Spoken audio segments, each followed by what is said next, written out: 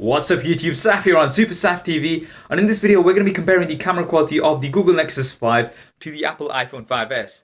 I'll be looking at both the front and the rear facing cameras and at images as well as video too.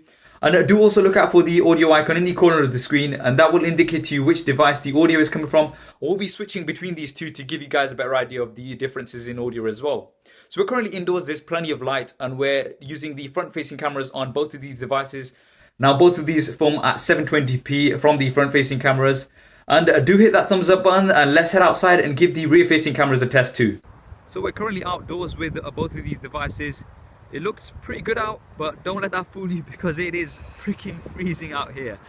Now we're filming at 1080p from both the rear facing cameras, and this is the sort of quality difference that you can expect in terms of the video. Okay, some close-up of some leaves here. So once again, hopefully that gives you a bit of an idea of the differences in video between these two. Right, so we're currently indoors with the iPhone 5s in relatively low light, just testing out the autofocus. Seems to be working pretty well, and you can also touch to focus if needed as well.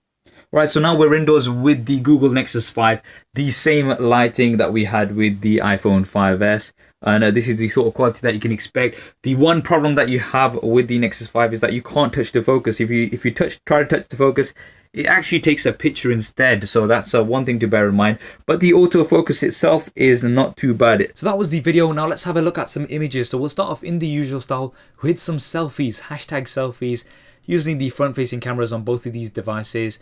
I thought I'd go for more of a serious look this time. The iPhone 5s does seem to be overexposing the image slightly, so it is a little bit more washed out compared to the Nexus 5, so I do prefer the Nexus 5 a little bit. I noticed that in the video as well, that the iPhone 5s was overexposing the image slightly compared to the Nexus 5. Moving on to an outdoor image, I think both are doing a great job here. Lots of detail, lots of color. Both of these are 8 megapixel cameras as well. So if you go in 100%, you can see both maintaining a lot of detail and both giving you a very nice and sharp image. I can't really tell these apart. I'm going to call this one a draw. Now an outdoor wide image. Now this was quite a complicated scene because you've got the bright sky, then you've got the shadow from the trees on the ground as well. So on the standard settings, I think the iPhone 5s is doing a better job. You've got more color in the sky here, and it's a brighter image as well. I do like that a little bit more, so I'm going to give the edge here to the iPhone 5s. Now both of these do have HDR modes. You've got HDR mode on the iPhone 5s and HDR Plus mode on the Nexus 5, which is ideal for situations like this where you've got lots of variation of darker and lighter colors. So if you look closely, I'm going to switch over to the HDR images now. As you can see, you've got much more dynamic range on both images, so the lighter and the dark colors are both maintained here, and they both seem to be doing a good job. I'd give the edge here slightly to the Nexus 5. I do like the fact that it's got more contrast here compared to the iPhone 5s, but both are doing a good job. Now an indoor image in a good light. Both very, very similar once again. I can't really tell much of a difference.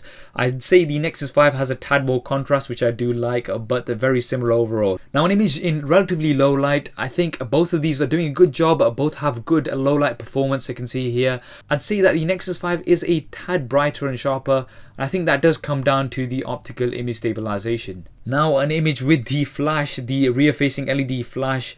The iPhone 5s clearly the winner here. That dual LED flash with the amber and the white light is definitely maintaining better tones, and if you look at the desk as well, much better representation of color compared to the Nexus 5, which is washing it out quite a bit, and it's quite yellowy as well. I don't like the flash on the Nexus 5, so I'd definitely give it the edge here to the iPhone 5s. So that was the camera comparison between the Google Nexus 5 and the iPhone 5s. I'd say both did pretty well.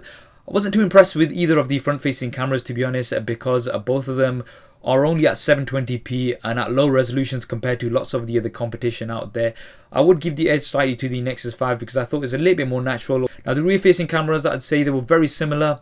Some I prefer the Nexus 5 and some of the others I prefer the iPhone 5s. So I want to call it a draw from the rear facing camera. In terms of low light, the Nexus 5 I'd say was a little bit brighter. I think that does come down to the optical image stabilization, especially in video, but the footage was a little bit choppy. Now I'm not sure why that is. I think that's because it uses a slower shutter speed to let in more light.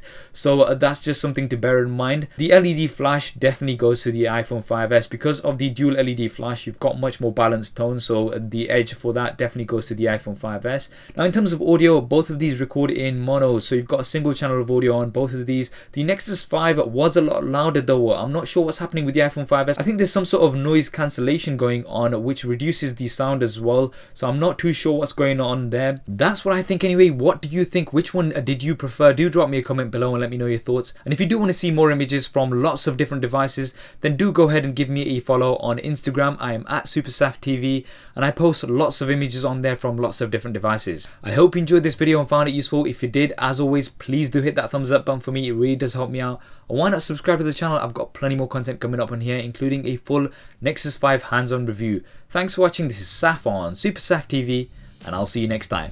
If you want to see more regular videos like this one, then be sure to hit the subscribe button, which will be below. If you're on a mobile device, it may be somewhere else. If you want to see my previous related video, then hit the link right here.